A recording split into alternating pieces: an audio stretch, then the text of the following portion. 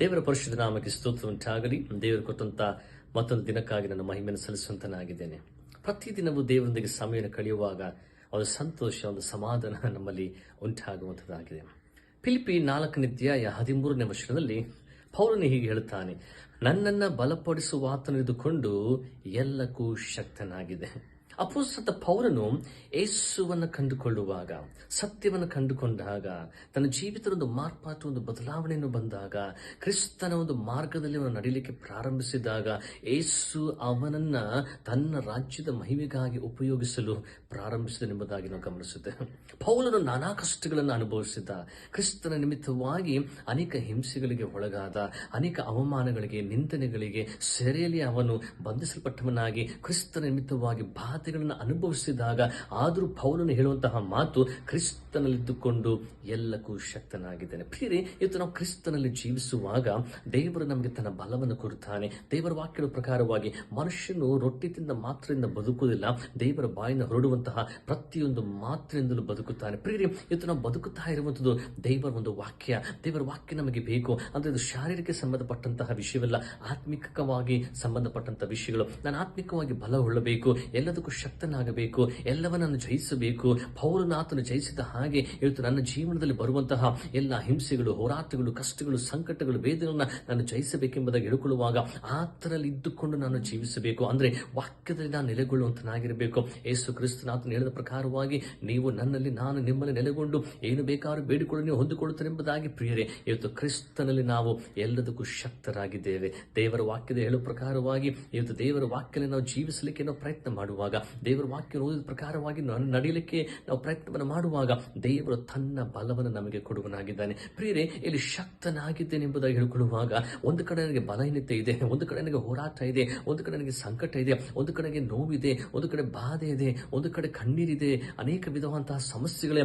ಆದರೂ ಕೂಡ ಆತನೊಂದು ವಾಕ್ಯ ಕ್ರಿಸ್ತನಲ್ಲಿ ನೆಲೆಗೊಳ್ಳುವಾಗ, ವಾಕ್ಯದಲ್ಲಿ ನೆಲೆಗೊಳ್ಳುವಾಗ ನಾನು ಶಕ್ತನಾಗಿದ್ದೇನೆ, ಎಲ್ಲವನ್ನು ಜಯಿಸಿ ಬರಲಿಕ್ಕೆ ನಾನು ಶಕ್ತನಾಗಿದ್ದೇನೆ. ಪ್ರಿಯ ದೇವರ ಮಕ್ಕಳೇ, ಯಾವ ಹೋರಾಟದಲ್ಲಿ ಸಿಲುಕಿಕೊಂಡು, ಯಾವುದರಲ್ಲಿ ನೀವು ನಂಬಿಕೆಯನ್ನು ಕಳೆದುಕೊಳ್ಳುತ್ತಾ ಇದ್ದೀರೋ, ಕುಗ್ಗಿ ಹೋಗುತ್ತಾ ಇದ್ದೀರೋ, ಬಾಧೆಗಳಲ್ಲಿ, ಸಂಕಟಗಳಲ್ಲಿ ಬಳಲಿ ಹೋಗುತ್ತಿದ್ದೀರೋ, ದೇವರ ವಾಕ್ಯ ಹೇಳುವ ಪ್ರಕಾರವಾಗಿ, ಪೌಲನು ಹೇಳುವ ಪ್ರಕಾರವಾಗಿ ಆತನಲ್ಲಿ ಇದ್ದುಕೊಂಡು ಎಲ್ಲದಕ್ಕೂ ಶಕ್ತನಾಗಿದ್ದೇನೆ. ಇವತ್ತು ಕ್ರಿಸ್ತನಲ್ಲಿ ನಾವು ಜೀವಿಸುವಾಗ ಒಂದು ಬೆಳಕ, ಒಂದು ಪ್ರಕಾಶ, ಒಂದು ಬಿಡುಗಡೆ, ಒಂದು ಸಮಾಧಾನ, ಒಂದು ನೆಮ್ಮದಿ, ಒಂದು ಅನೇಕ ವಿಧವಾದ ಆಶೀರ್ವಾದಗಳನ್ನು ದೇವರು ನಮ್ಮ ಜೀವಿತಕ್ಕೆ ಆತನು ಕೊಡಲಿಕ್ಕೆ ಬಯಸುವನಾಗಿದ್ದಾನೆ. ಪ್ರಿಯರೇ, ನಿಮ್ಮ ಜೀವಿತವನ್ನು ದೇವರಿಗೆ ಸಮರ್ಪಿಸುವಾಗ ಪೌಲನು ಹೇಗೆ ತನ್ನ ಜೀವಿತವನ್ನು ಸಮರ್ಪಣೆ ಮಾಡಿದನು, ನಂತರವೇ ದೇವರ ಆಶೀರ್ವಾದಗಳನ್ನು ಕಂಡುಕೊಳ್ಳಲಿಕ್ಕೆ ಪ್ರಯತ್ನವನ್ನು ಮಾಡಿದನು. ಇವತ್ತು ನಾವು ನಮ್ಮ ಜೀವಿತವನ್ನು ಸಮರ್ಪಣೆ ಮಾಡಿದ ಮೇಲೆಯೇ ದೇವರ ಆಶೀರ್ವಾದಗಳನ್ನು ನಾವು ಕಂಡುಕೊಳ್ಳಲಿಕ್ಕೆ ಸಾಧ್ಯವಾಗುತ್ತದೆ. ನಮಗೆ ಎದುರಾಗಿ ಬರುವಂತಹ ಈ ಶೋಧನೆಗಳನ್ನು, ಕಷ್ಟಗಳನ್ನು ನಾವು ಬದಿಗಿಟ್ಟು ಪೌಲನು ಹೇಗೆ ಜಯಿಸಿ ಬಂದು ಆತನು ಹೇಳಿದನು, ಎಲ್ಲದಕ್ಕೂ ಶಕ್ತನಾಗಿದ್ದೇನೆ. ಇವತ್ತು ನಾವು ಹೇಳೋಣ, ಯಾವುದರ ಸೋತು ಹೋಗಿದ್ದೇವೋ, ಬಿದ್ದು ಹೋಗಿದ್ದೇವೋ, ನಾವು ಎದ್ದು ನಿಂತು ಕೂಡ ನಾವು ಹೇಳೋಣ, ಹೌದು, ಕ್ರಿಸ್ತನಲ್ಲಿ ನಾನು ಎಲ್ಲದಕ್ಕೂ ಶಕ್ತನಾಗಿದ್ದೇನೆ. ಯಾವುದರಲ್ಲಿ ನಾನು ಜೀವಿತಗಳಲ್ಲಿ ನಾನು ಬಳಲಿ ಹೋಗುತ್ತಿದ್ದೇನೋ, ಯಾವುದರಲ್ಲಿ ನಾನು ಕುಗ್ಗಿ ಹೋಗುತ್ತಾ ಇದ್ದೇನೋ, ನನ್ನ ದೇವರು ನನ್ನ ಸಂಗಡ ಇದ್ದಾನೆ, ನನ್ನ ದೇವರು ನನ್ನ ಬಲಪಡಿಸುತ್ತಾನೆ, ನನ್ನ ದೇವರನ್ನು ನಡೆಸುತ್ತಾನೆ, ನನ್ನ ದೇವರು ನನ್ನ ಕಣ್ಣೀರನ್ನು ನೋಡುವನಾಗಿದ್ದಾನೆ, ಆತ ನನ್ನ ಜೀವಿತವನ್ನು ಮೇಲಕ್ಕೆ ತರುತ್ತಾನೆ ಎಂಬಂತಹ ಭರವಸೆಯಲ್ಲಿ ನಾವು ಜೀವಿಸುವಾಗ ದೇವರು ತನ್ನ ನಿರೀಕ್ಷೆಯನ್ನು ನಮ್ಮಲ್ಲಿ ಹುಟ್ಟಿಸುವನಾಗಿದ್ದಾನೆ. ಕರ್ತನ ನಮ್ಮ ಸಂಗಡ ಇದ್ದಾನೆ. ದೇವರು ಪೌಲನೊಟ್ಟಿಗೆ ಇದ್ದುಕೊಂಡು ಹೇಗೆ ಎಲ್ಲ ಹಿಂಸೆಗಳಲ್ಲಿ, ಹೋರಾಟಗಳಲ್ಲಿ ದೇವರು ಜಯವನ್ನು ಕೊಟ್ಟು ನಡೆಸಿದನು, ಬಿಡುಗಡೆಯನ್ನು ಕೊಟ್ಟು ನಡೆಸಿದನು, ತನ್ನ ಜೀವಿತಕ್ಕೆ ತನ್ನ ಕೃಪೆಯನ್ನು ತೋರಿಸಿದನು, ಅದೇ ರೀತಿಯಾಗಿ ಕರ್ತನು ತನ್ನ ಕೃಪೆಯನ್ನು ನಮಗೆ ಕೊಟ್ಟು ನಮ್ಮನ್ನ ನಡೆಸುವನಾಗಿದ್ದಾನೆ. ಆಗ ಮಾತ್ರವೇ ಎಲ್ಲದಕ್ಕೂ ಶಕ್ತನು, ನಾನು ಜಯಿಸಬಲ್ಲೆ ಎಂಬುದಾಗಿ ನಾವು ಹೇಳಲಿಕ್ಕೆ ಸಾಧ್ಯ. ಕಾರಣ ಆ ಜಯ ಅನ್ನುವಂಥದ್ದು ನಮ್ಮ ಬಲದಿಂದ ಬರೋದಿಲ್ಲ, ದೇವರ ವಾಕ್ಯದ ಶಕ್ತಿಯಿಂದ, ಆ ಯೇಸುವಿನ ಬಲದಿಂದ. ಕ್ರಿಸ್ತನ ವಾಕ್ಯದಲ್ಲಿ ನಾವು ಜೀವಿಸುವಾಗ, ವಾಕ್ಯವು ಯೇಸುವಾಗಿರುವಾಗ, ವಾಕ್ಯವು ನಮ್ಮನ್ನು ಬಲಪಡಿಸಿ ನಡೆಸುವಾಗ ನಾವು ಎಲ್ಲದಕ್ಕೂ ಶಕ್ತರಾಗಿರುತ್ತರಾಗಿದೆ. ಕರ್ತನ ನಮ್ಮನ್ನು ಆಶೀರ್ವಾದ ಮಾಡಲಿ. ನಾವು ಪ್ರಾರ್ಥನೆಯನ್ನು ಮಾಡೋಣ. ಪರಿಶುದ್ಧನಾದ ನಮ್ಮ ತಂದೆಯಾದಂತಹ ದೇವರೇ, ಕರ್ತನೆಯಪ್ಪ, ಈ ದಿನಕ್ಕಾಗಿ ನಿನ್ನ ಕೃಪೆಗಾಗಿ ನನ್ನ ಸ್ತೋತ್ರಗಳನ್ನು ಸಲ್ಲಿಸುವಂತನಾಗಿದ್ದೇನೆ. ಪ್ರತಿ ದಿನವೂ ಕೂಡ ನಿನ್ನ ವಾಕ್ಯವನ್ನು ಕೇಳುವಾಗ ನಮ್ಮ ಕೊಡುವಂತ ನಿನ್ನ ಆಶೀರ್ವಾದಗಳಿಗಾಗಿ ನಿನಗೆ ಸ್ತೋತ್ರಗಳನ್ನು ಸಲ್ಲಿಸುವಂತನಾಗಿದೆ.